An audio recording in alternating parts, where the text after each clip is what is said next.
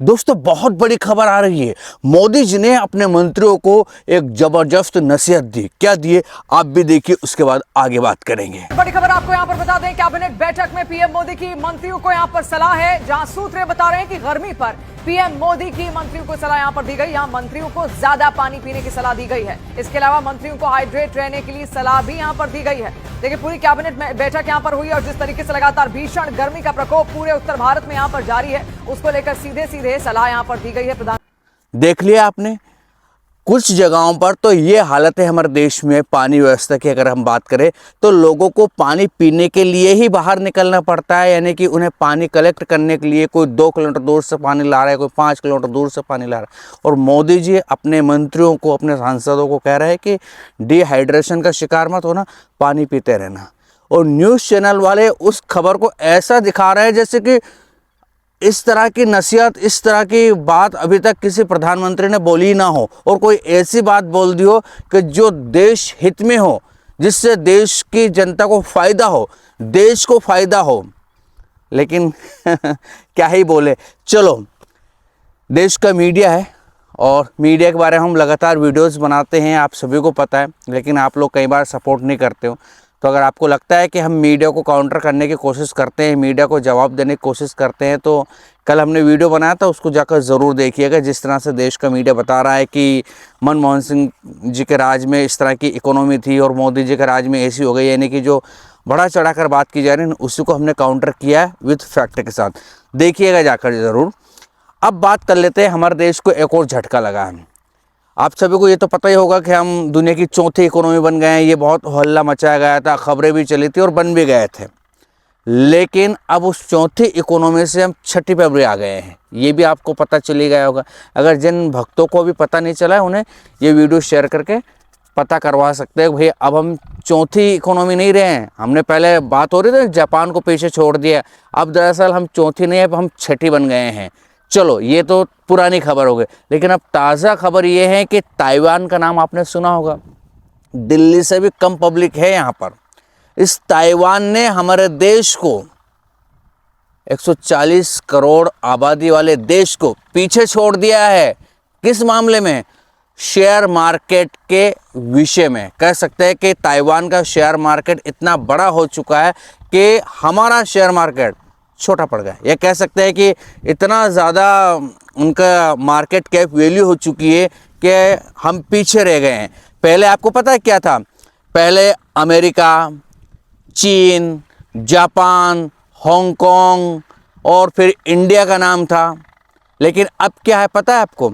अब दरअसल America, Japan, माफ़ के चीन, जापान, थाईलैंड, ताइवान और भारत, हम छठे नंबर पर आ चुके हैं। ये ब्लूमबर्ग के आंकड़ों के अनुसार कि ताइवान के शेयर बाजार का जो मूल्य है ना, वो बढ़कर 4.95 ट्रिलियन डॉलर का हो गया है, जो भारत के 4.92 ट्रिलियन डॉलर के बाजार पूंजीकरण से आगे निकल गया है। वैश्विक शेयर बाजार में कह सकते हैं रैंकिंग में ताइवान अब केवल अमेरिका, चीन, जापान और हांगकांग के बाद कह सकते हैं कि अगले स्थान पर है।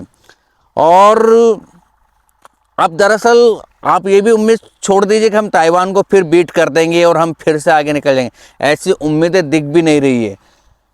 आर्थिक संकट की जो बात राहुल गांधी करते हैं, आर्थिक संकट के बाद जो कई बार अब आर्थिक विशेषज्ञों के जानकार करने लगे हैं कि हाँ, हम एक बुरे दौर में, एक बुरे ट्रैप में फंस सकते हैं, आर्थिक संकट आ सकता है।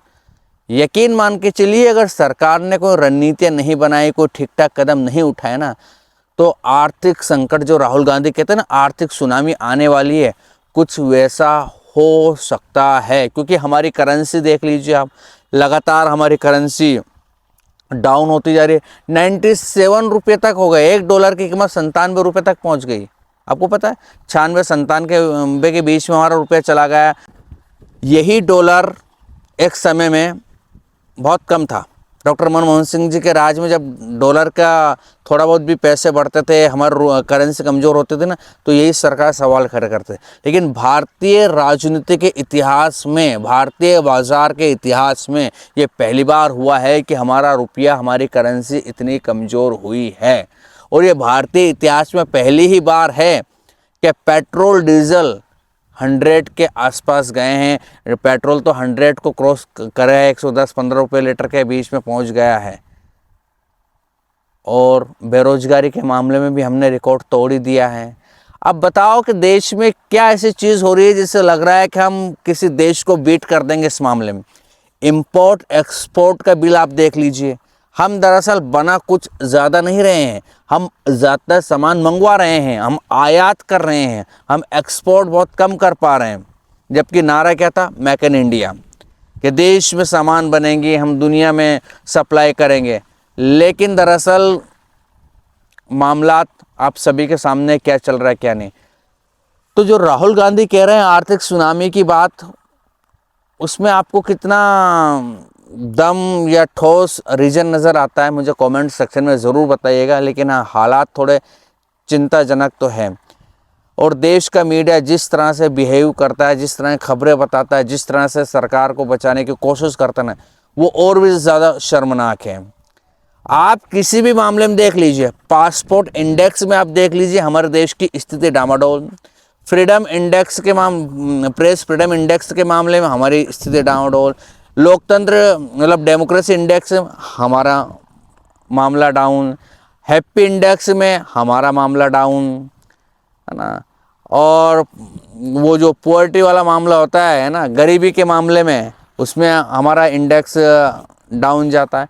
यानी कि तमाम जो रैंकिंग वाली चीज़ें हैं हमारे देश के बारे में, वो आपको पॉजिटिव प्लस होते हुए ना के बराबर देखे। बहुत मतलब मुझे तो ज़्यादातर नेगेटिव खबरें निकल के सामने आती है, देखते हैं कि भारत की रैंकिंग गिर गई, भारत इस नंबर फिसल गया है। और मीडिया बता रहा है कि मोदी सरकार ने कोविड काल देखा है, मोदी सरकार अब ईरान अमेरिका की जंग देख रही, इस वजह से थोड़ा सा डाउन हुआ है, इस वजह से महंगाई, इस वजह से ये। लेकिन 2008 में जब वैश्विक आर्थिक मंदी आई थी ना, तब हमारे देश के प्रधानमंत्री डॉक्टर मनमोहन सिंह जी थे।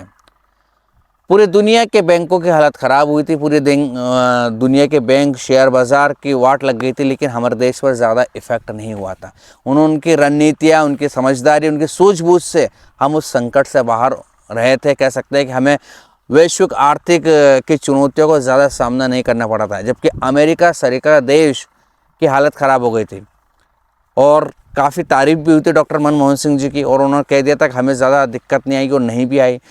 1991 में डॉक्टर मनमोहन सिंह जी ने देश में जो आर्थिक चुनौतियाँ थी, देश में जो आर्थिक प्रॉब्लम थी, उनको फेस करते हुए देश को उन चुनौतियों से बाहर निकाला, देश को एक बेहतरीन पटरी पर लेकर आए। अगर वैसी स्थितियाँ अब आ जाए ना, तो भाई महंगाई, बेरोजगारी, ये सब पता नहीं किस आसमान से भी ऊपर कोई जगह होगी वहाँ चली जाए, इतनी ज़्यादा हो जाए।